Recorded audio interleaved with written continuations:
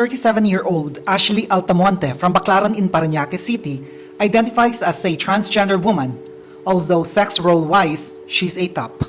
I'm trans and sometimes but pagdating po sa syempre sa mga natin, I'm a top. Yeah. Then pero pagkakakilala ko po talaga sa sarili ko, I'm trans top. Ashley was still in grade 4 in elementary school when she realized she's trans, although only after her heart was broken.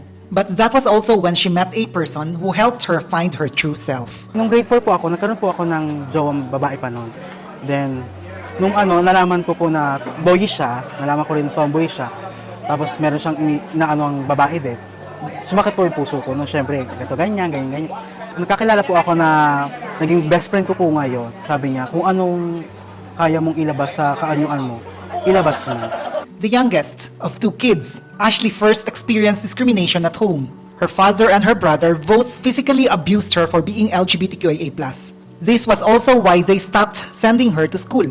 Ay, nandiyan po yung tatay ko at yung kapatid ko. Lagi akong binubugbog. Sa lola ko rin po. Kaya po hindi ako nakatungtong ng college gawa ng kailangan ko daw po muna na magpakalalaki. And yet Ashley now finds ways to earn so she can help finance her family.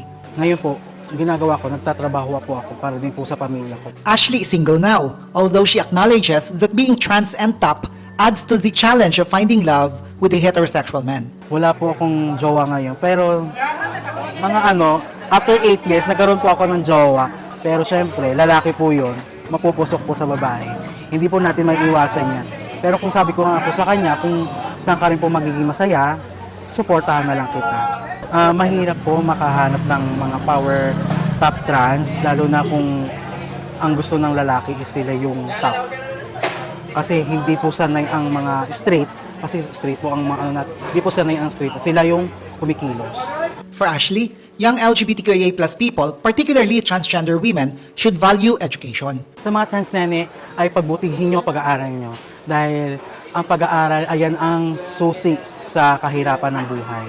And to those who continue to discriminate LGBTQIA+ people, Ashley hopes they will eventually open their hearts. Sana naman balang araw may isip nyo po na matanggap kami sa lipunan po ninyo bilang isang kapatid, bilang isang kapamilya at bilang isang kaagapay sa bawat hindi man proyekto, sa bawat hinagpis natin sa buhay.